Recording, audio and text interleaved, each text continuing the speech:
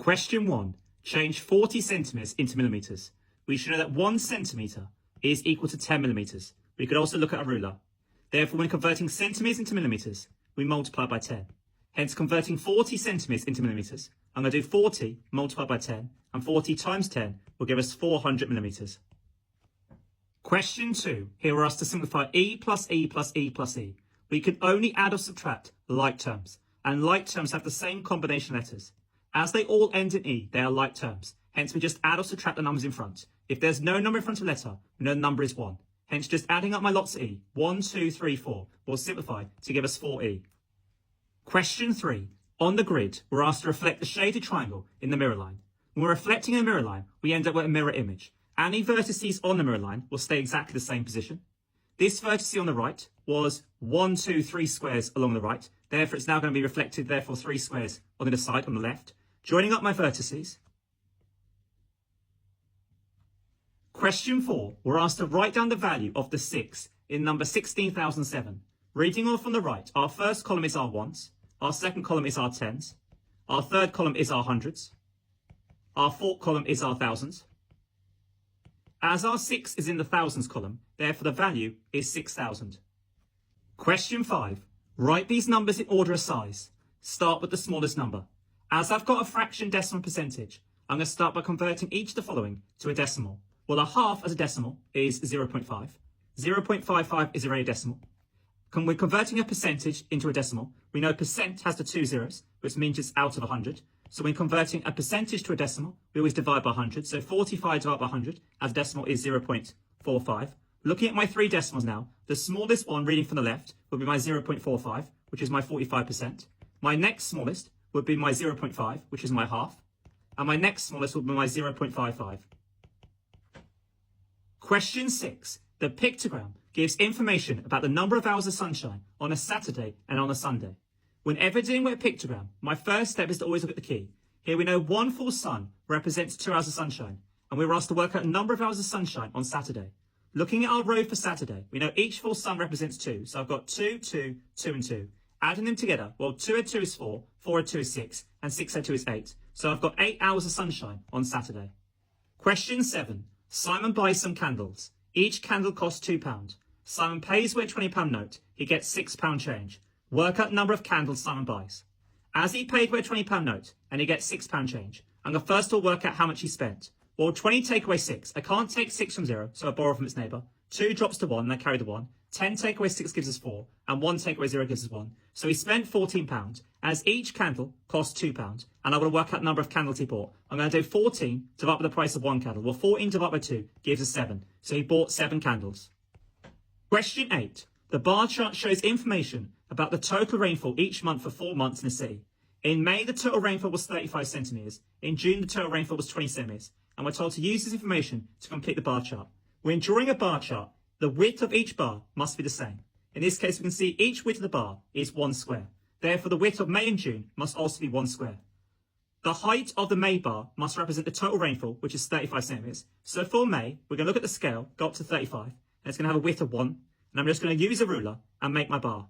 Repeating this process for June, we know there's a total rainfall for June for 20 centimetres. So my height of my bar for June, look at my scale, must go up to 20. And again, the width of my bar must again only be 1 square. Rupert said, in February, there was 15.5 centimetres of rainfall because the bar is half a square above 15. Explain why Rupert is incorrect.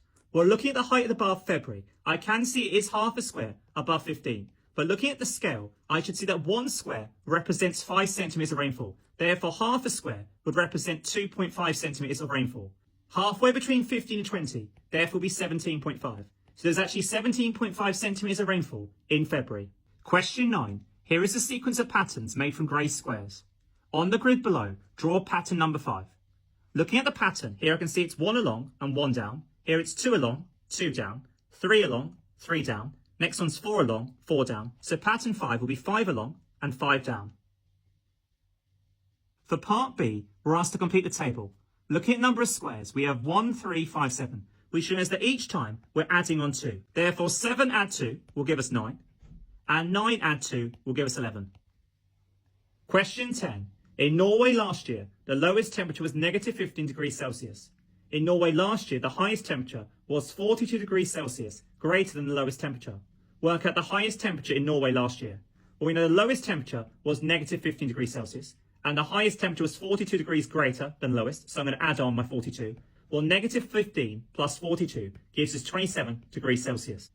Negative 15 plus 42 is the same as having 42 subtract 15, because the sign always belongs to the term it precedes. We can't take 5 from 2, so we borrow from its neighbour. 4 drops to 3, and we carry the 1. 12 take away 5 gives us 7, and 3 take away 1 gives us 2.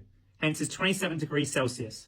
Question 11. At the end of October, Fiona's electricity meter reads 88,738 kilowatts. At the end of November, her electricity meter reads 89,198 kilowatts. Each kilowatt of electricity Fiona uses costs 16 pence. Work out how much Fiona had to pay for electricity she used in November. Our first step is I'm going to subtract our two readings. It's always going to be the largest number, subtract the smallest number, i.e. the end of November, subtract the end of October reading. So in this case, I'm going to have 89,198, subtract my 88,738. That's to work out the number of kilowatts she used in the month of November. 8 subtract 8 gives us 0. 9 subtract 3 gives us 6. We can't take 7 from 1, so we borrow from its neighbour. 9 drops to 8, and we carry the 1. 11 subtract 7 gives us 4. 8 subtract 8 gives us 0, and 8 subtract 8 will give us 0. So Fiona has used 460 kilowatts of electricity for the month of November. As we know, each kilowatt of electricity costs Fiona 16 pence, and Fiona uses 460 kilowatts for the month of November. To work out our price, I'm going to do the number of units she used, 460, multiplied by the unit price, in this case 16. Well, 6 times 0 gives us 0. 6 times 6 gives us 36, so I'm going to put 6 down, carry the 3. 6 times 4 is 24, add the 3 gives us 27. Now dealing with my tens column, I put a 0 down in my place value. Well, 1 times 0 gives us 0, 1 times 6 gives us 6, and 1 times 4 gives us 4. 0 adds 0 gives us 0, 6 adds 0 gives us 6, 7 adds 6 gives us 13, so 3 down, carry the 1. 2 add 4 is 6, add the 1 I carried, gives us 7. Hence my final answer is 7,360, and that's in pence, or in terms of pounds. Question 12, we're asked to work out 5 12ths plus 1 6th. In order to add fractions, we must have a common denominator. The lowest common multiple of 12 and 6, i.e. the first number that appears in the 12 and 6 times table, is in fact the number 12.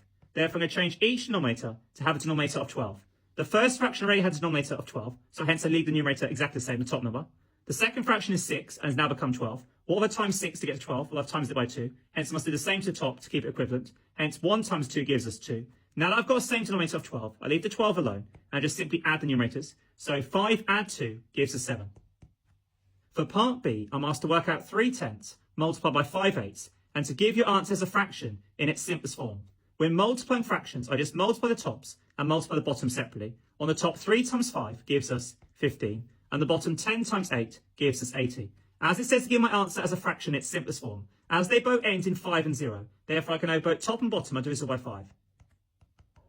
15 divided by 5 on the top gives us 3, and 80 divided by 5 gives us 16.